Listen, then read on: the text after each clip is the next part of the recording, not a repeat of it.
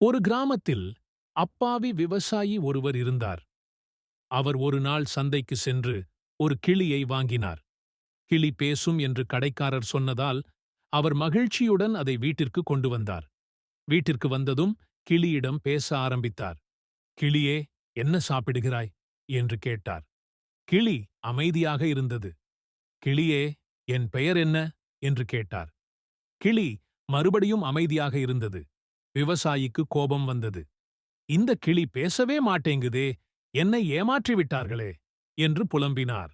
அவர் கிளியை கூண்டோடு தூக்கி வெளியே வீசப் போனார். அப்போது கிளி பேசியது. ஏய், என்ன பண்ற? முதல் நாள்லயே கேள்வி கேட்டு தொந்தரவு பண்ணாதே. கொஞ்சம் அமைதியாயிரு, நான் பேச கத்துக்கிறேன். விவசாயி அதிர்ந்து போய் நின்றார். பேசும் கிளி, பேசும் கிளி என்று சந்தோஷத்தில் துள்ளிக் குதித்தார். அடுத்த நாள் விவசாயி கிளியிடம், கிளியே, நேற்று ஏன் பேசவில்லை என்று கேட்டார்.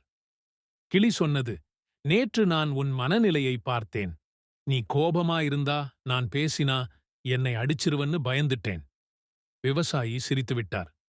பரவாயில்ல கிளியே, இனிமேல் நான் கோபப்பட மாட்டேன். நீ தைரியமா பேசு என்றார். கிளி சொன்னது, சரி, அப்போ ஒரு ஜோக் சொல்றேன். ஒரு யானை ஒரு எறும்பை பார்த்து, நீ எவ்வளவு சின்னதா இருக்கே என்று சொன்னது. எறும்பு சொன்னது, நான் சின்னதா இருந்தாலும் உன் காதுல நுழைஞ்சு உன்னை தொந்தரவு பண்ண முடியும் என்று சொன்னது. விவசாயி விழுந்து விழுந்து சிரித்தார். நீ உண்மையிலேயே பேசும் கிளிதான் என்றார். அன்றிலிருந்து கிளி விவசாயியின் நண்பனாகி தினமும் ஜோக் சொல்லி அவரை சந்தோஷப்படுத்தியது. கதை கேட்டதற்கு நன்றி. மேலும் கதைகளை கேட்பதற்கு ஹமித் ஆடியோபில் சேனல் சப்ஸ்கிரைப்